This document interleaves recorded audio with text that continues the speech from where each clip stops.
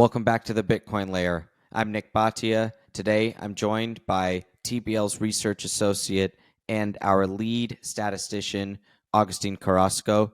Today, we are going to go through a classic TBL chart pack, and my goal today is improve this chart pack for our readers. Now, you guys can go to thebitcoinlayer.com/subscribe to become a TBL Pro and gain access to all of our highest quality research as it comes out, including these really in-depth chart packs.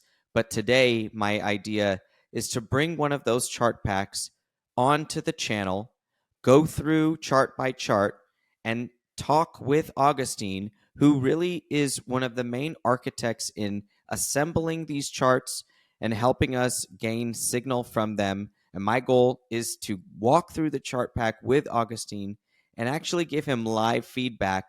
But instead of doing it on a work call, we're going to do it here on the channel for you guys. So, Augustine, I want to get started here with our HODLing returns chart inspired by Unchained's HODL cave.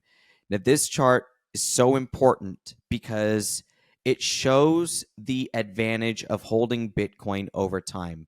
But the first item of feedback I want to give you, Augustine, so that we can make this chart a little bit easier to read, is on the y-axis we have our multiplier or our relative change, right? And we can see that, yes, at around 4 years, it goes above 12.9 times on your money, 12.9 times your money. And then, yes, somewhere around year 8, it goes above 113 times return on your money. So insane returns, yes, but it's hard to see.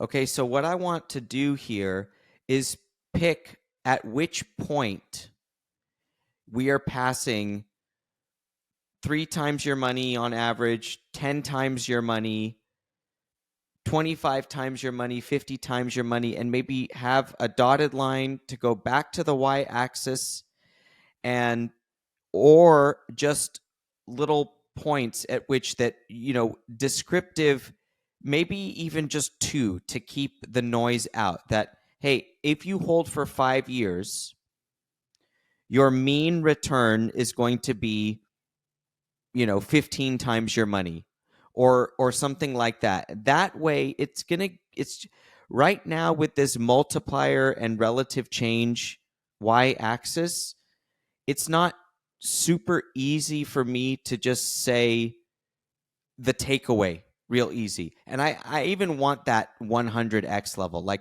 if you wait 7.5 years on your money, your mean return or your median return is going to be 100 times your money.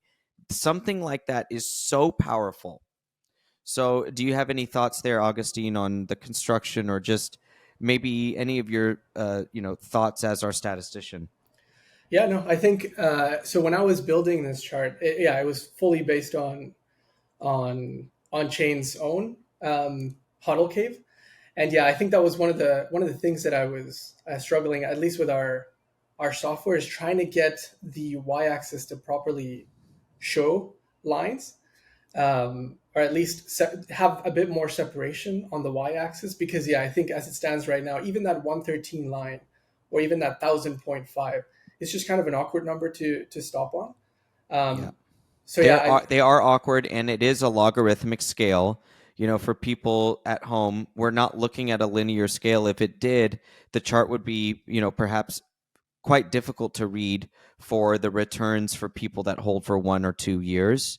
But go ahead, Augustine. yeah, no, and I think another interesting thing about this chart is the fact that so as time passes, the chart updates on its own, and so the fact that it has been updating throughout, even when we built it, which was about a year ago, and you still see those same returns within that 4 year line. Like you can't really, maybe that 5 year has some observations under the 100 or under the negative return, but other than that, you still see those positive returns, which again just goes to show how difficult it is to beat Bitcoin at a 4 year time range or time horizon.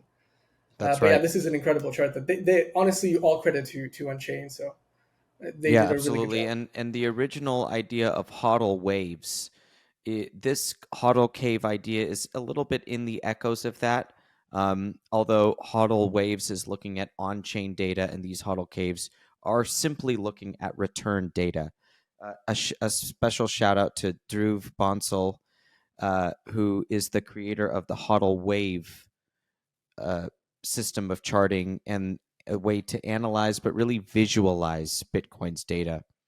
Relative returns, Augustine, I wanted to tell you something else we need here from the chart pack. Relative returns over 12-month time horizon, it's great, but I'd like to keep it linear throughout, and I would like to have us add a trailing 3-month, trailing 3-year, trailing 5-year, and trailing 10-year returns. 5 and 10 would be okay, but I think 3, 5, and 10 would be great.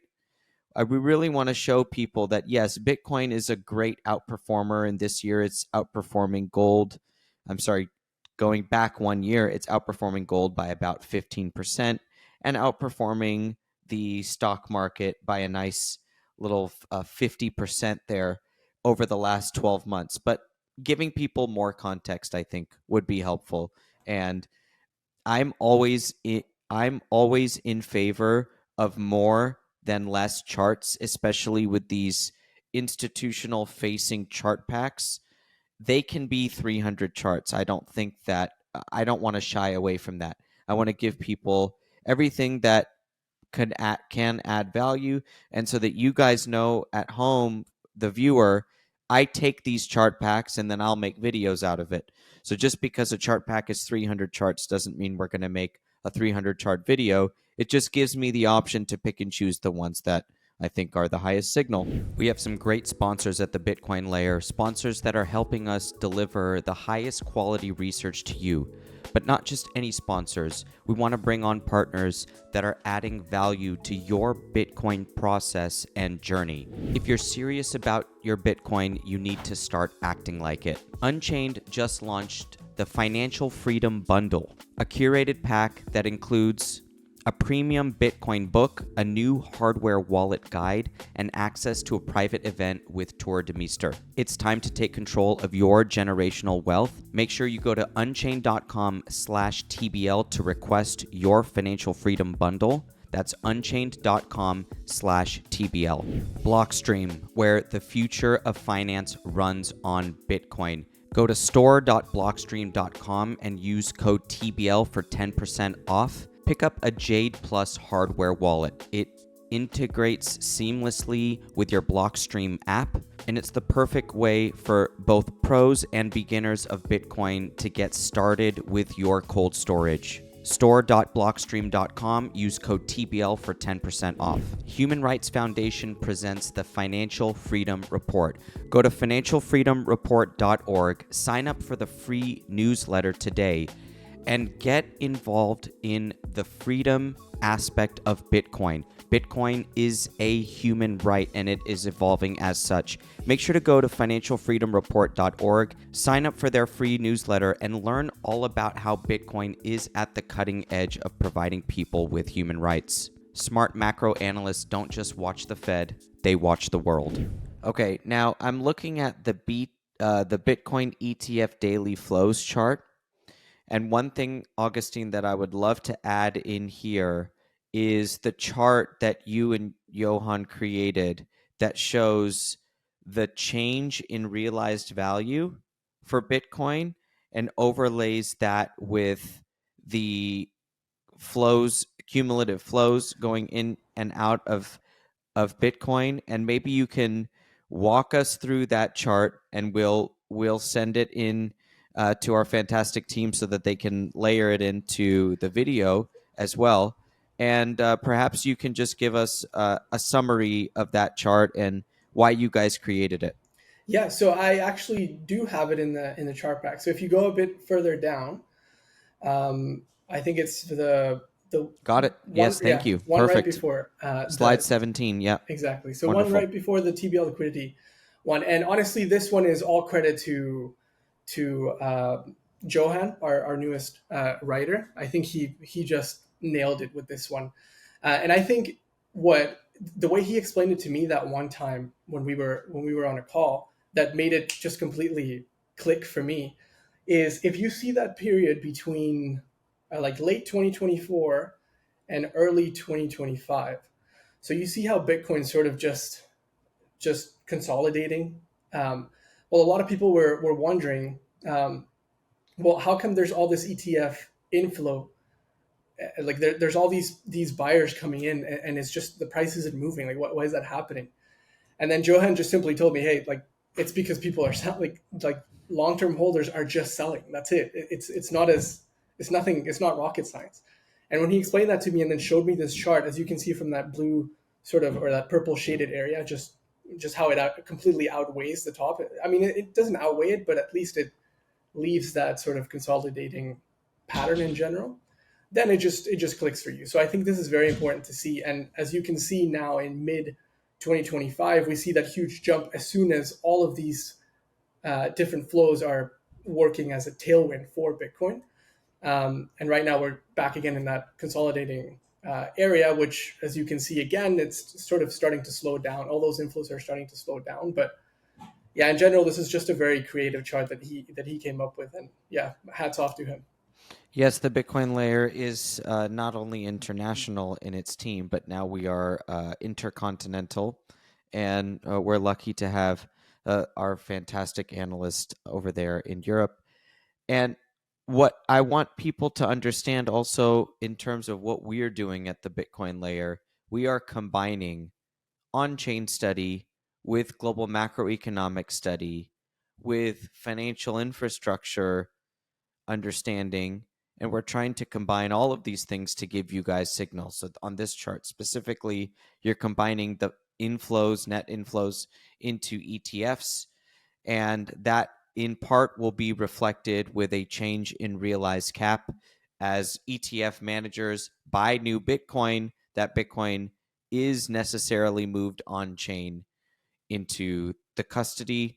And so we're trying to combine multiple studies as we try to understand what is moving the Bitcoin price.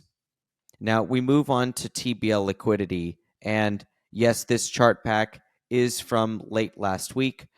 We haven't refreshed it as of this week, but talk to us, Augustine, about the quarterly TBL liquidity index cycle, what you see here, and what we're taking is of course, our TBL liquidity index, and then we're applying a 30-day change to it. So explain to us why you have these sell zones and buy zones, and are we counter trading TBL liquidity? Is that the message here?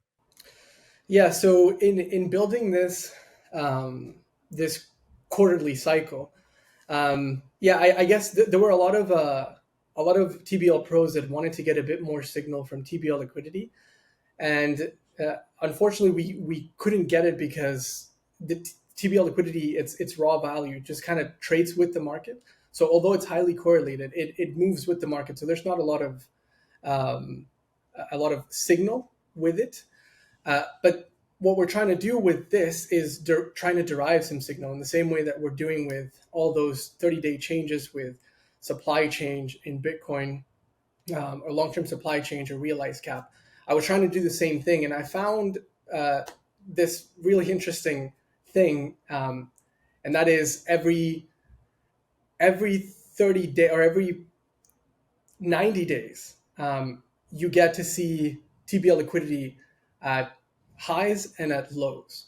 So right now in this chart that you have on screen, every time that TBL liquidity is at within that sort of that green area at the bottom, that in turn is telling us, okay, this is a good environment to buy, or to go into risk assets. And then when you go into that red area above, is this is a good time to sell or to get out of risk assets. And the way that I derived those two different bands or two different areas is I just grabbed all the top values, or all the top observations, and just grabbed the interquartile change as well as the median from the top for the red band. And then for the green band, did the same thing, grabbed the interquartile range for all the lower than zero observations, and as well as the median for that. And what I found doing some back testing is that when you buy in these areas, at least for the past 3 years, you actually outperform Bitcoin in general, or at least a buy and hold strategy with Bitcoin, you outperform it. Now, the issue with that is that you have to time it very perfectly, which is why I added those 3 lines, is that if you want to have a bit more of a conservative approach to buy in Bitcoin and you don't want to wait till it's just fully sold off, then you maybe want to buy a little bit higher. But if you do want to almost perfectly time the market, then you want to buy at the lower end of the band in general. So same thing with the top. But that's the general idea. We're just trying to derive some type of signal from our TBL Liquidity Index, and we're getting close. I think if you backdate it a lot more, it's a lot more difficult to find positive results. But as it stands right now, for the past 3 years, this is just a really good method of investing, or at least something that I found. So a couple takeaways there. Number one, the TBL liquidity index that we've derived and created, it's more concurrent in that we are able to attribute movements in Bitcoin to movements in liquidity for the factors such as the Treasury market. We talk a lot about Treasury volatility. So we know that as Treasury volatility spikes, Bitcoin doesn't trade very well, but it's happening on that same day. Meaning it's not necessarily predictive, but in the effort to make it more predictive and less concurrent, Augustine has derived, or he's figured out, that yes, I believe it's around 84 days that you noted as the cycle. So in our chart pack, I would like to see that cycle. So the chart that you have to help us with just visualizing those 84-day cycles. On average, obviously, they're not exact. And then let's also show people the outperformance over 12 months, over 36 months, and over 5 years, so that they can see, yes, if you have a buy and hold strategy, this is your return. And if you trade the middle bands on each side, this is your return. If you trade the top band, something like that. That way we can give them that actionable, and every time that we visit the chart pack, we're able to show the readers and potentially the viewers, hey, if we apply our science to Bitcoin, this is what it might look like. And again, people can go to the bitcoinlayer.com/subscribe to get all of that information. One quick thing, Augustine, on slide 19 here, our TBL liquidity index. This is, of course, using the 50 line as our positive or our expansion contraction line. A 15-year zoom out is great, but I think this is all the history that we have here, but I would also love to see like a 12-month just by itself. And I know that we have a zoomed in, about a 3-year versus Bitcoin and the stock market and and volatility. All of that is fine, but yes, I would like to just to see the TBL liquidity index just zoomed in a little bit more. Okay, here on slide 27, TBL liquidity index versus change in consumer credit. Now, I know you like this chart, Augustine, and what I feel when I see this is that I would also love to see the non-lagged version of it, because here it does look like it still could be signal if we don't lag it. So I would be curious to see an unlagged version, and just potentially if it fits. I do want to add one thing actually in this chart, as well as slide 28. Just something that when I was charting these things, I think it was just crazy to me, the fact that Nick, so the way we've been building this thing is you've given me all of these inputs and how to place them, and then I'm just trying to find some statistical relevance. That's how the team has been working.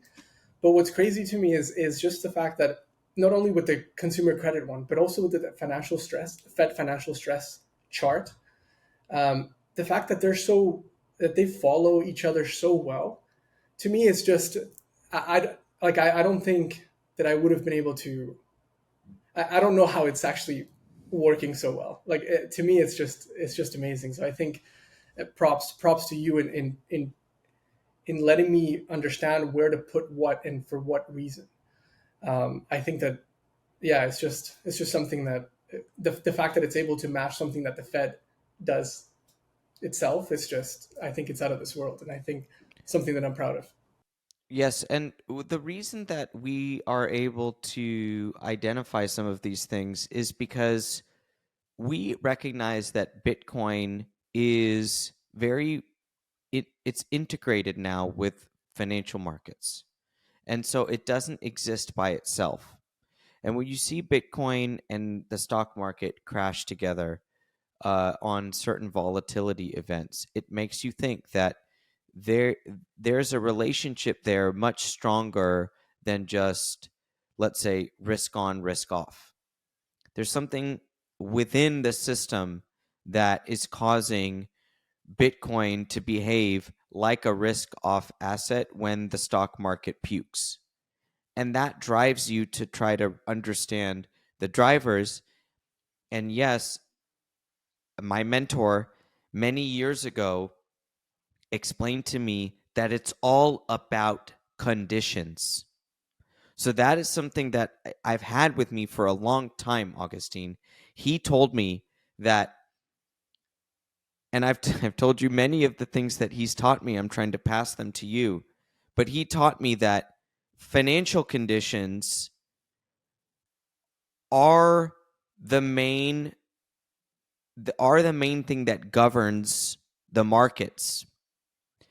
And I would recommend, Augustine, that here's how I did it. I'll explain to you. The Chicago Fed has their National Financial Conditions Index. I believe it's NFCI, and it's put out by the Chicago Fed. Macrobond has it. We've done charts in the past. You know I've charted this. I've read the paper from the Chicago Fed on their index, and they have, I don't know the exact number, I seem to remember 42 inputs that they use to index it. And what are the individual components? Many of them are essentially vol metrics and options pricing and repo rates. Now, you think of all of them as more expensive when the market gets a little bit nervous and less expensive when the market is relaxed.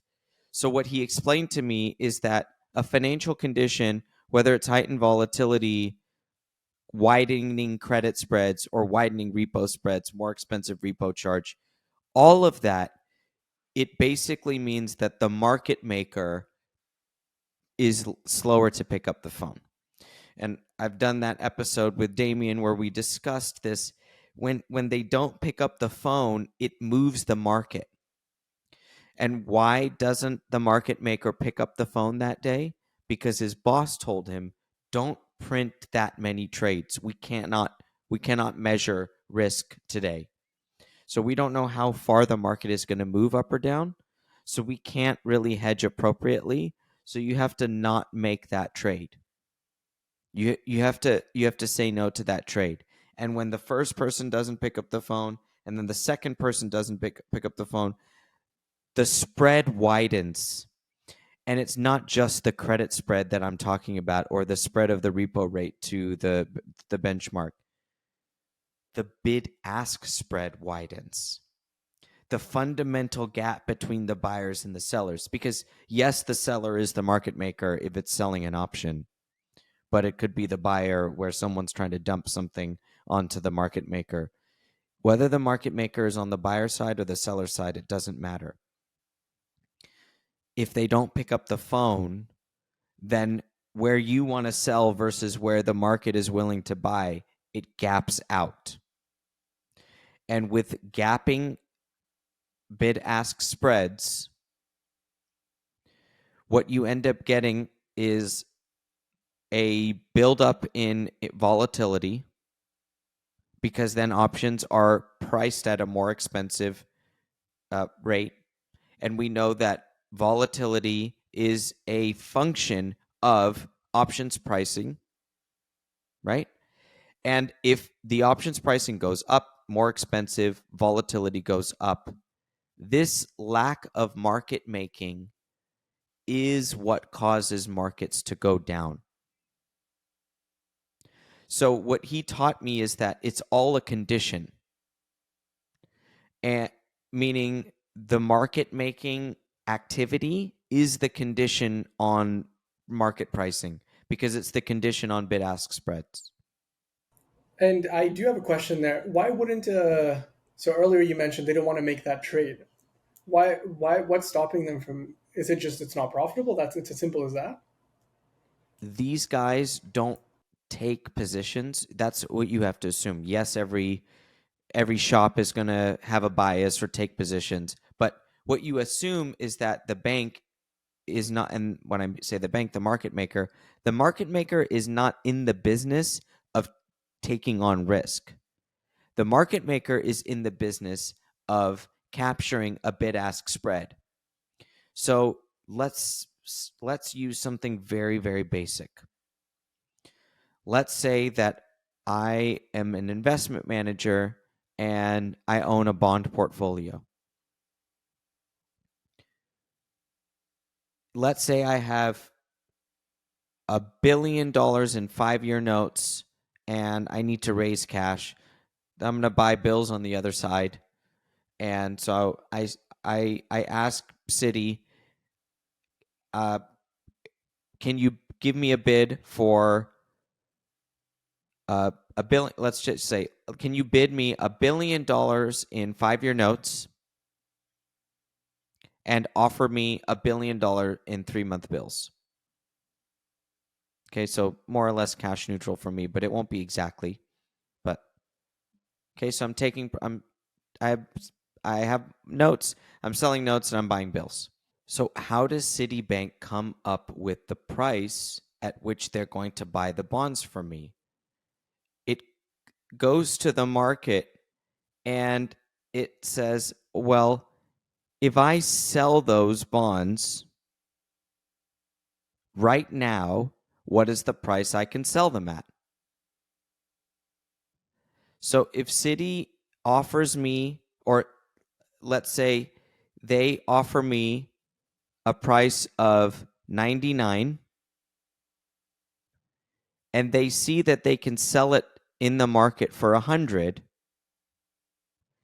they do the trade because they buy at 99, they sell at 100, they didn't even hold the security.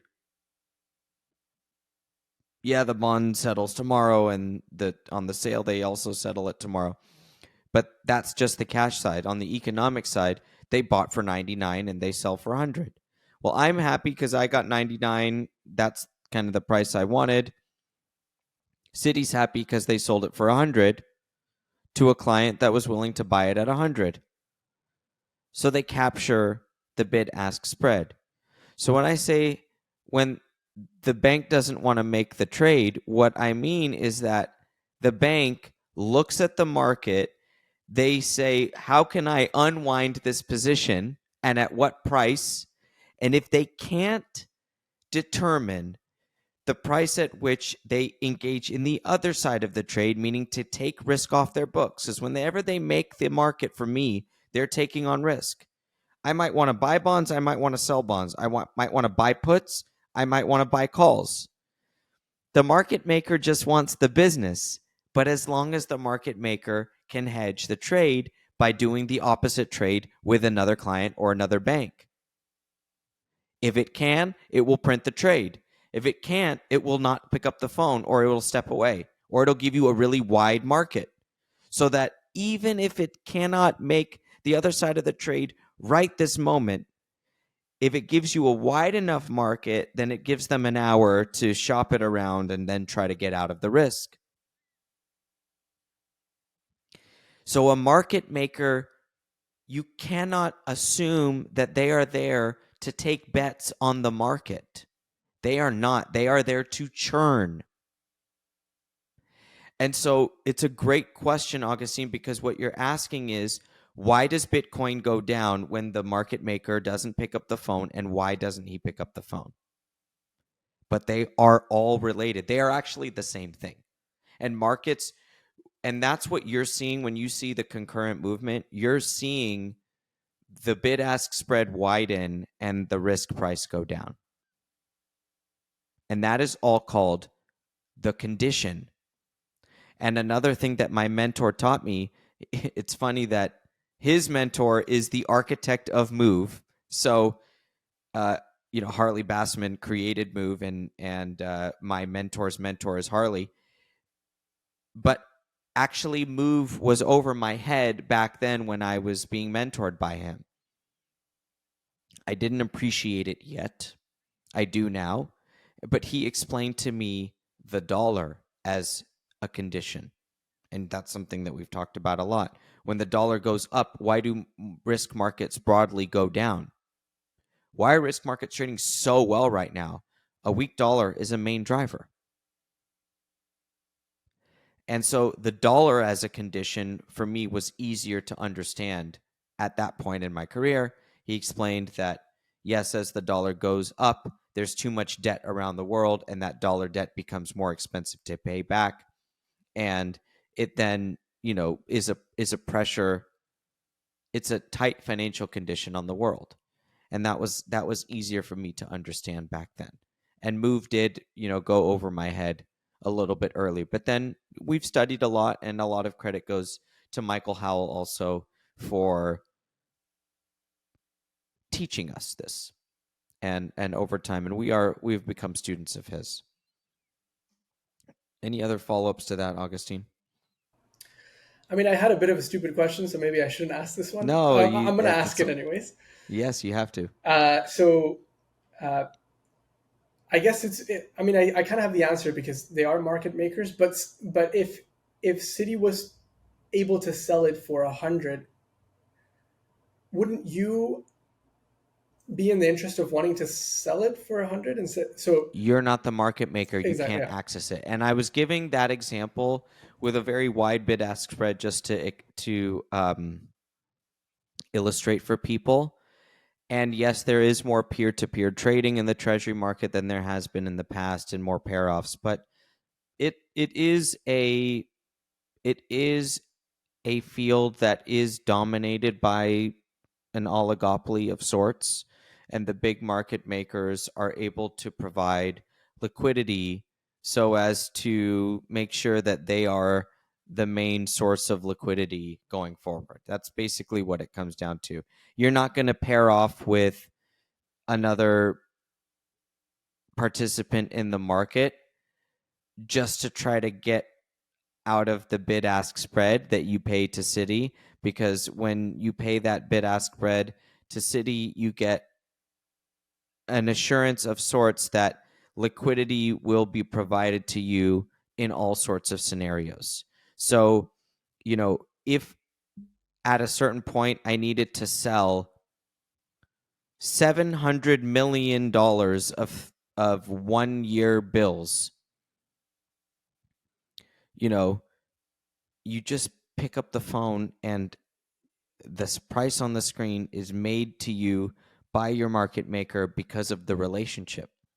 And you don't just say yes because the bank took you out to dinner. And I'm being very serious in terms of how it works. You call maybe the relationship that you have the strongest relationship with that bank, and yes, perhaps you might have gone out to dinner with them a few times over the last few years as you build that relationship. But you don't just do the trade because they take you out to dinner. In fact, as a fiduciary, it is my duty to the client to get the best price for my client.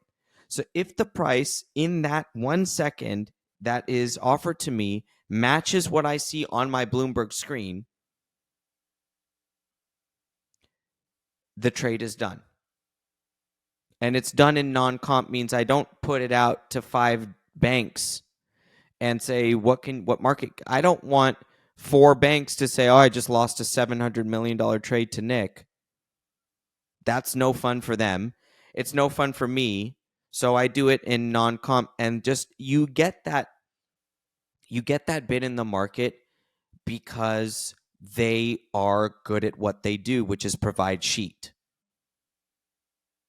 And if you can understand the bank that you're facing, for example, we talked about, make me a market in 5-year notes, and they make me a market. Those bonds settle tomorrow. Okay. So let's say I was just selling. I sell them the bonds. Tomorrow I deliver the bonds and they deliver the cash to me. So they have time to figure it out. But sometimes you trade for same day settle. I need the cash now. Well, not every bank is going to be willing to buy or sell for cash settle. If you're buying from them, they'll do it. But if you're selling to them, they need to send you cash today. They probably don't have it. And depending on what time of the morning, if they haven't given enough heads up to the repo desk, the cash won't even be there.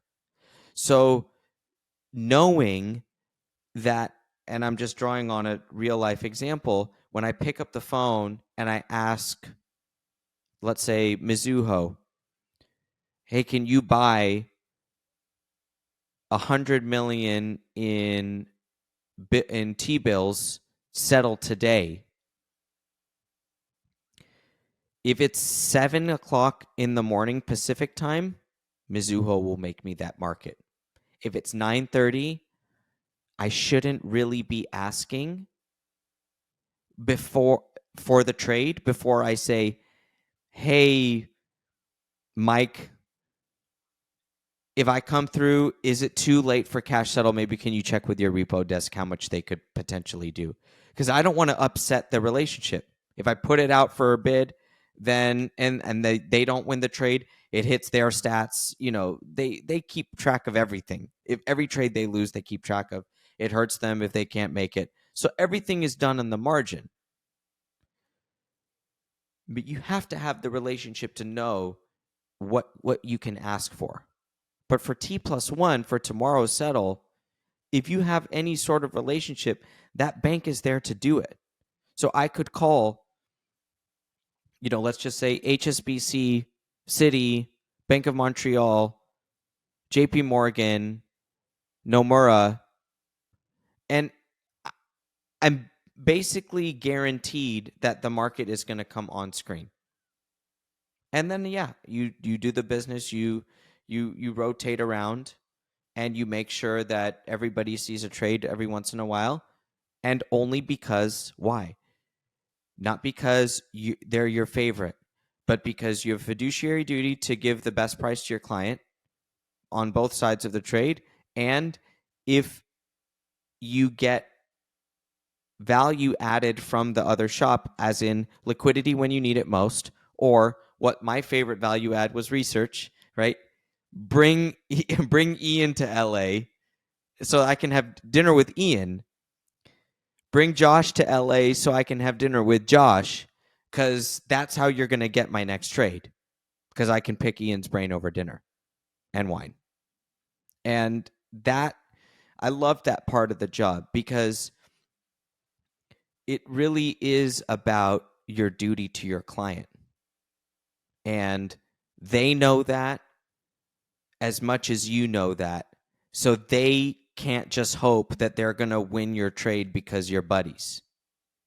You have to do it for your client, and you have to do what's best for your client. So it's a very long-winded answer to your question, but it is important to understand. No, and I think it's definitely important, and in fact, it does remind me of something that, if you don't mind going to slide 84, Sure. it's the money markets monitor, and I think that even for me myself, I think I underappreciate the repo market in general.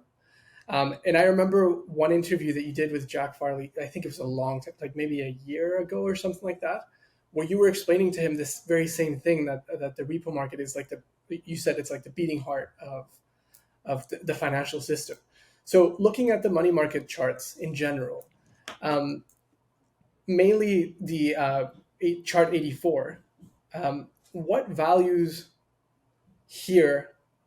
Firstly, why did you choose these specific values? And then secondly, which ones, how do you prioritize them as far as in terms of importance in general? Yeah, it's a good question. Well, let's start with the lowest number, the reverse repo facility. It's now become mostly irrelevant, but that doesn't mean that it will always be irrelevant. But the reverse repo balance, when it was above 2 trillion, was relevant because it's a line item on the Fed's liability side of its balance sheet that serves as excess reserves. And so when QT was going on, and it still is, although to a lesser extent, when QT was going on, the reverse repo facility was winding down, whereas reserves were not. Reverse repo balances are important because it is easily changed into something like Treasury bills. And so it's almost, you're looking at it as firepower on the money market side to fund things such as Treasury bills, such as repo. I mean, even if you, sorry to interrupt, but even if you look at both the lines of treasury bills and reverse repo, they're kind of like mirrors of each other. It's kind of like, anyways, just a comment, but Yeah, as bills go up in supply, the money does have to come from somewhere. And so with 2 trillion in reverse repo, that was fuel for the treasury market to hit the market with bills. The orange line is obviously the Bitcoin market cap. It is not relevant to the money markets per se, but I do like to keep it there because I think that money market fund assets under management, which on this chart is in black and is at $7 trillion, is a good benchmark for where Bitcoin, I believe, should rise to in due time. And obviously, we do believe that Bitcoin is heading to 7 trillion, 10 trillion, 15 trillion, 20 trillion, and beyond over the coming years. But yes, 7 trillion comes before 20 trillion. And so I do want to keep that. I want to keep Bitcoin on there to give people that relative game. Now, the purple line, which is SOFR, this is a daily usage, which means that as of this chart on that particular day, there was about $2.7 trillion invested in the repo market that we were able to measure via the SOFR indexing. What that means is that of the $7 trillion in money market funds, some of that money is going toward overnight repo, basically at the dealer level. So I don't know how much of the 7 trillion is the 2.7, but there is plenty of the 2.7 that's not coming from the 7. So it's not a one-to-one relationship. However, as the black line goes up, there is more cash held at money market funds that can invest in overnight repo, funding dealer balance sheets, etc. So with the black line going up, the purple line can go up as well. The purple line also matters because it gives us a sense of the size of funding needs. So this is not just broadly inventory, that dealers are just holding a lot of inventory and they have to fund it overnight in repo. That's got to be some of it. But some of it also is the basis trade, meaning that there are market participants that are long treasuries and funding it with repo in a leveraged trade. So the other side of that trade could be something in swaps. It could be something in futures. We've talked about swap spreads. We haven't talked a ton about the Treasury futures cash basis trade, but it can be just one side of a leverage trade. So the buildup in the purple line can simply mean more leverage in the system. And I'm tending to believe that more and more as time goes on. But there are many ways to interpret the purple line. The green line is relevant because that's the total Treasury bills outstanding. The black line gives you a sense of the firepower to buy the green line as well. So as money market fund assets go up, there is more cash available to buy bills with. To see bills skyrocket beyond where money market fund, and of course, I should remind you, Augustine, that the buyers for bills they go far beyond just the 7 trillion in money market funds, right? Banks own bills. Banks owning bills isn't in the black line, right? The bills are in the green line, but banks owning bills is not in the black line. Governments owning bills is not in the black line. Central banks owning bills is not in the black line either. So there's a lot of demand for Treasury bills outside of money market fund assets under management. But I just like to track these numbers. I just like to know where they are. It's the cash trader in me that just likes to know these balances. And I say this a lot, but it is my practice. It is my practice to know these numbers kind of at all times. Yeah, no, and I think I was going to ask you also about the policy corridor. I mean, mainly in that chart, I do want to say I should fix the y-axis as well as the x-axis. I want to add more months and more dates, so that way you get to see Yes. those spikes are mainly month ends. But yeah, I should add those. But in general, I was going to ask you about this in relation to dealer operations as well. But maybe we can save that for another time if you want. Yeah, the corridor is, quite an in-depth topic and less about what we have been talking about so far today and more about the plumbing itself. And, we could even do a whole show on the corridor. I think the corridor is pretty relevant. Augustine, one thing I would like to see, I'm going back here to slide 34 and 10-year break-evens. And thank you for putting this chart in there. This is a very important it's a very important line, but I need the viewers to see more context. So that chart where we have all three levels on the chart, on one chart, the nominal, the break even, and the tips yield, also known as the real yield. I would like to see all three together on a chart, not a 2-page chart, but just one. And that way you can just show people, hey, 2.31 plus 2.00 equals 4.31. And we can just show them that addition. And you could maybe even label the chart that nominal yield equals real yield parentheses tips yield plus break-even yield. It's important. I call it the contributions to yield chart.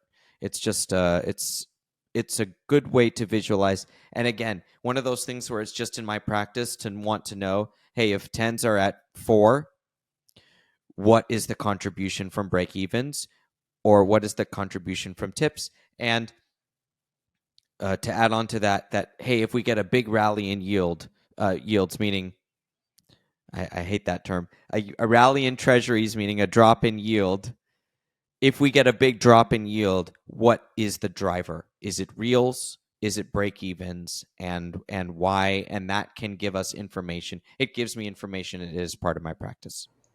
And in regards to that, a quick question that I actually had, and I do want to come clean to the viewers at least and say that in one of our recent weeklies, I wrote that the 5-year is our favorite inflation or at least break-even measure, but it's not. You mentioned that it's actually the 10-year. But so I want to ask you, as far as that goes, why does the Fed value the 5-year, and why do you value the 10-year one? The 5-year that the Fed looks at is a 5-year inflation rate starting in 5 years. So it's looking at the swaps market and looking at inflation and how it's priced in years 6, 7, 8, 9, and 10 from today. it's not a bad metric. It's just not the one that I like to use. The reason and this is not a 10-year, it's just 10-year break even. The reason that I like 10-year break even is because the nominal treasury yield is observable every day, as is the TIPS yield. So you can always see, it's a subtraction problem. You can always see the market in live action, what is happening in the expectation over the coming 10 years in inflation, and the liquidity of the 10-year TIPS market is very good. So when real yields move, to me, it's good signal. And so it's just the trader, it's the fixed income trader in me that is biased to the rates that are traded. And yes, 5-year is measuring a different time horizon than a 10-year break even. And even perhaps, Augustine, I think that you could read a little bit more about why the Fed likes 5-year, and then ask me more specifically, what is it about 5-year based on what the Fed has said that you choose to go with something like 10-year break even? But the shortest answer I can give you is it's the traded rate. And I just love anything that is market based and market derived. And 10-year break evens are 10-year treasury yield minus 10-year TIPS yield, full stop. And it's very easy. You can know at every second what it's doing. Okay, guys, we have run through a lot of charts. Augustine and I have a ton of work to do. In addition, we're going to definitely be doing a part 2, maybe even a part 3 as we keep going through this chart pack. We might even refresh it at some point this week so that we have some current values for you guys.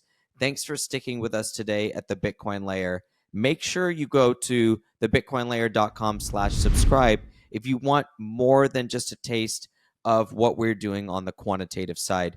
But of course, you guys can always just keep it here at the Bitcoin Layer. We appreciate your time with Augustine Carrasco. I'm Nick Bhatia. We'll catch you guys next time.